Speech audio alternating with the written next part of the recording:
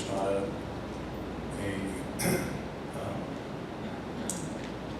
principle where any man can have authority over any woman. I think I don't see that anywhere in Scripture. In fact, I don't think that any man has authority over my wife. And likewise other spouses. But there's a principle that's set out that has to do with what church authority is set out in that structure of office.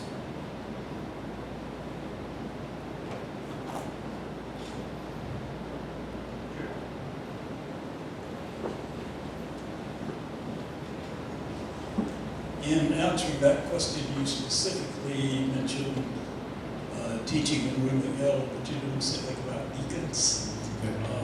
Seems like that's the hot button place for this whole thing. Yeah, it's an interesting question. I think I'm to the point where I do believe that deacon is an office and that it is one that has authority, so it is exclusively for males, called males, in that there can be those who can assist, as even our polity has room for deacon assistants, female deacon assistants. The question really comes into understanding that as you understand deacon in the New Testament, it doesn't seem to imply authority, which usually goes with office, so it's a bit of a challenge to sort of discern that. And if you ever want to do a deep dive in Presbyterian history, there's a whole lot on trying to figure out those offices, 2 office view, 2.5 office view, 3 office view.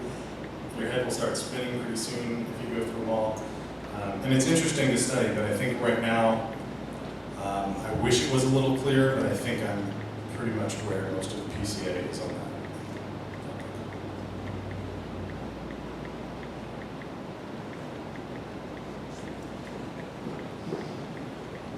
Just for clarification, so what you're saying with regards to women participating in worship, what I'm hearing is women here are participating in collecting during the offering. Are you saying that women could in turn be part of communion? I would say what needs authority, what needs an office? Certainly the preached word, certainly the distribution of the elements, setting them apart. But even when you distribute, passing down the aisle, a woman's passing it to a man, it's unless you're going to have them sort of not hold their hands at that particular time. What requires it to be authority that comes from God as He has appointed the church to serve? I'm afraid we've gotten so sloppy in that men all of a sudden assert authority in ways. There's, if you think about it, if you have a seminary professor here who was, excellent in theology or exegesis or whatever, you should not treat his words as authority if he doesn't hold an office. It doesn't matter his education or his background. He's not an appointed man in that role. So we can't just have gender be the distinction. It has to follow some logic that comes from Scripture and what's being set out. It has to make sense in the service. There are lots of things that go on here that don't require an ordained person to participate in. The benediction is something that needs to have an ordained person. It's a blessing you receive from God. I would say the assurance of pardon is right up there with that. But there are lots of elements that I think anybody can do that are part of the congregation that's participating in worship.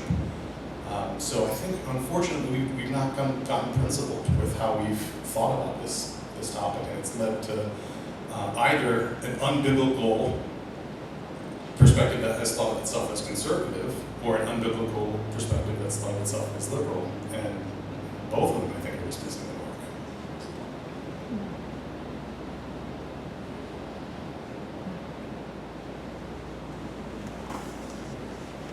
How do you feel about the Gators?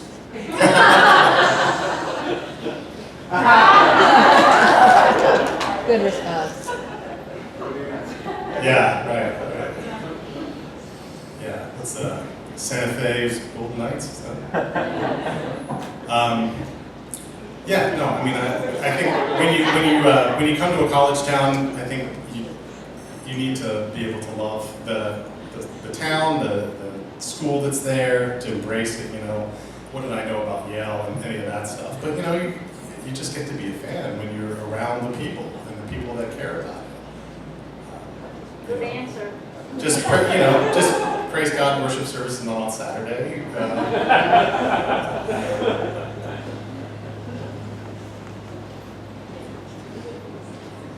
So if you went to a Catholic church, would you be Catholic that week? Once you're a Gator, you're always a Gator. That makes a lot of sense. Oh, my goodness. Could you please tell us your philosophy of prayer, both corporate and personal, in the life of the church? Prayer is a means of grace. It's where we meet with the Lord. It's our worship. I think to be able to see it as worship is really helpful. I think a lot of people struggle because they don't know what prayer is.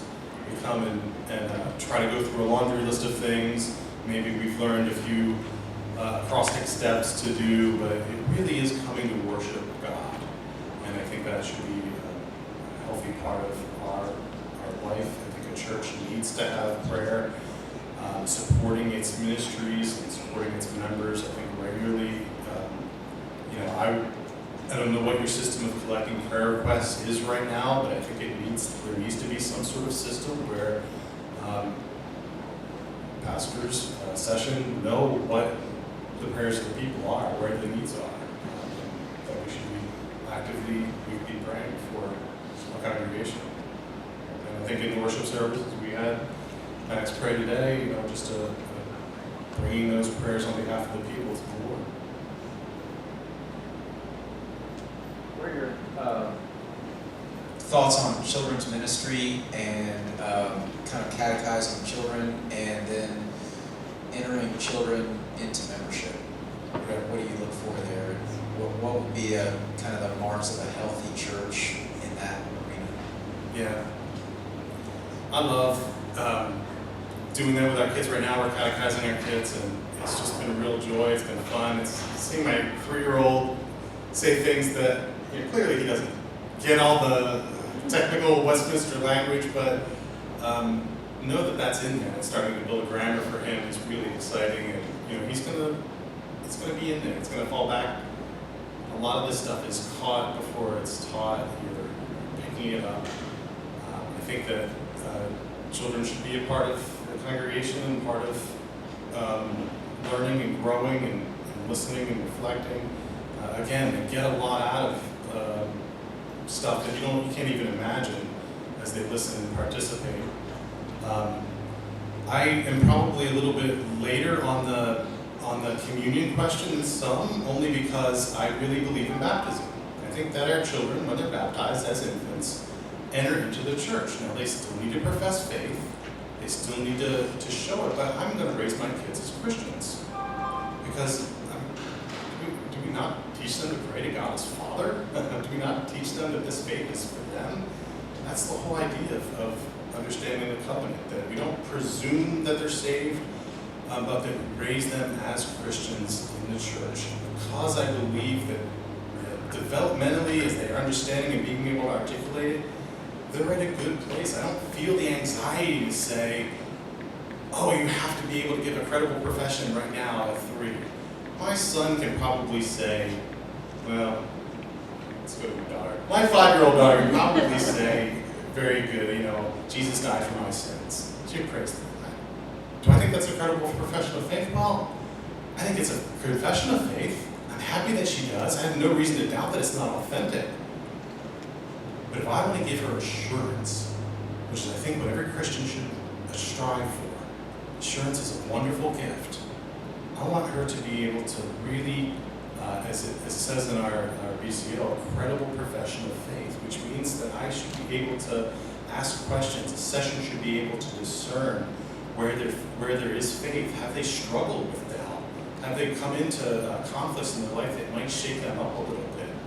I really think that to rush it sometimes cuts short that if they all of a sudden, you know the story about the the person who professes faith early and then they had doubts and they profess faith again. Baptist churches do that. Baptized again, and then baptized again because it never stuck. If we believe they're already coming into the church as baptized, raised as Christians, then they don't feel the pressure to say they have to make that confession. They should strive for it. They should look to church membership as a goal. But also, I don't feel the pressure to rush it, so that when we have that pastoral conversation, we can really discern, give assurance, and say, you know what? This was a great conversation. I've had that with kids. I've had that with kids where I've sat down and yes, they could say all the answers. But then I ask, every single catechism question that, or not catechism, but just faith question I could ask them. They're saying right. And then I said, well, why do you want to come to communicant membership now? And the kid's response was, well, I think go big or go home. And I said, I'm just glad that you're 12 years old, and I'm so thankful that you are who you are. That was a fun answer. But, I just, even talking with him, I could just tell. It was not really a serious thing for him. He didn't quite understand it. And I think a couple of years later, I had that same conversation, and it's all of a sudden, I know my sin. Not that I know the answer to the question you can ask me, but I understand it. And I know Jesus is my Savior, and putting my faith in Him. That's my goal for the kids in this church, is for them to reach that level of assurance that Christ is their Savior, and they know that their faith is in Him.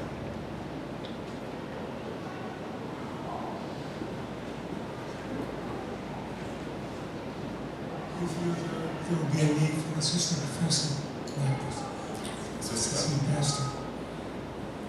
Really hard to tell at this stage. I mean, it really would need to being here, needing to listen and talk to people, to know the needs of ministry here.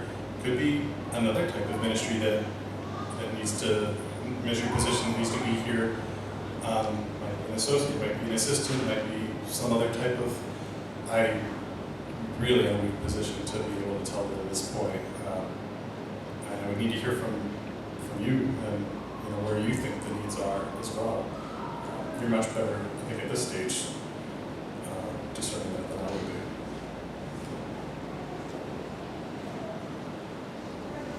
You described earlier in your answer to the question about kind of determining what to preach on and teach through. Yes. You described a congregational meeting. Is that like an annual meeting? Is that like a town hall style meeting, just open mic? We have 2 meetings a year that are scheduled. Sometimes they can come up for other purposes, but the first meeting in the fall is the one that we lay out the ministry plan, and that is less town hall and more casting a vision for what the year will be like. We've gone through the whole process. We've prayed about, we've worked through hours and hours and staff retreat, session retreat, planning, budget, everything. And this is our year, and this is the vision we have. Let's get excited about it. And that's the fall sort of rally. Then around Easter time, a little bit after Easter, we have the let's step back and reflect upon what God is doing. And that's more the town hall, listening, interacting, getting feedback. I mean, we try to have feedback in both. The dynamics of a church are always complicated. We want the most attendance to be there, but for most attendance, we had to put it, this was our first year to have 2 services. To have it in between the 2 services, to have it in there, you have to thread the needle on this being a very efficient meeting and in and out very quickly. I think the quality suffers. I think that you get less interaction, but the alternative sometimes having it at night and a third of the people show up. I think with congregational meetings, you really want a lot of buy-in. You want a lot of people showing up and feeling like they have a voice and they're invested. After them, there's always time for interaction and questions and feedback from the pastors. We're coming up on 2 o'clock, but we'll take 2 more questions if there are.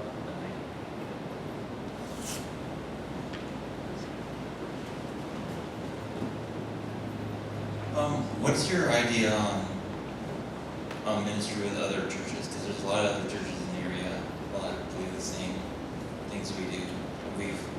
Some churches encourage, doing things with other churches, some don't, some pastors do, some, it's just your idea on that. Right.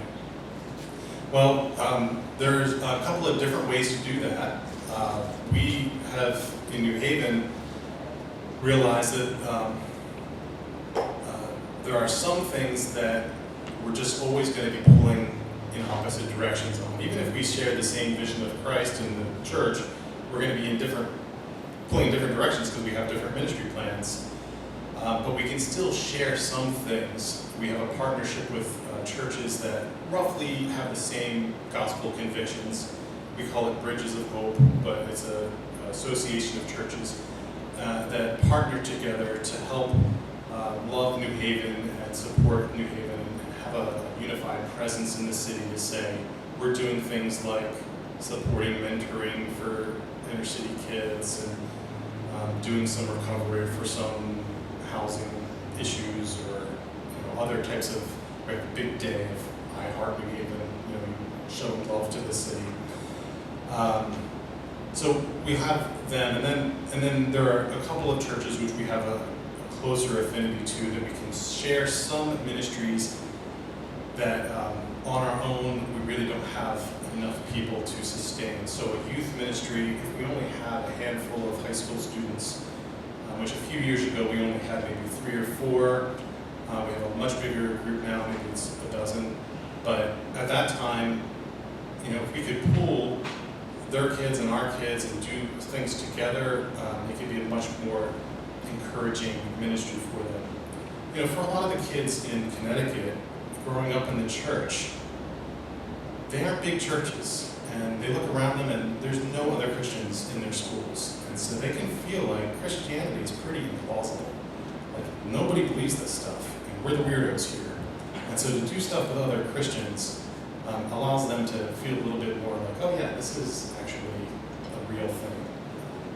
So, I think sometimes it's a realization that each church has its own ministry plan, so it's very difficult to work together, but there are certain things that churches can do to cooperate. It just has to be the right mix of pastors who have the same, can share a vision on those areas.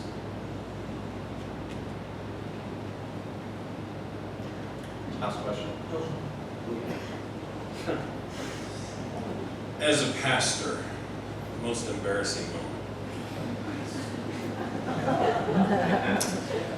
So I'm glad that I had you sit down after the reading of the Word. I preached at my first wedding I did.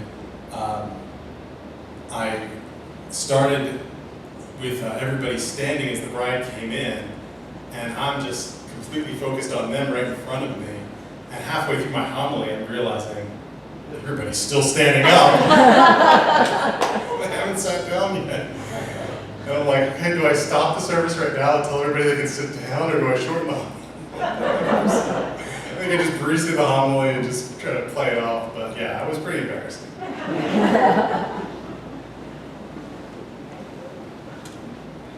Okay.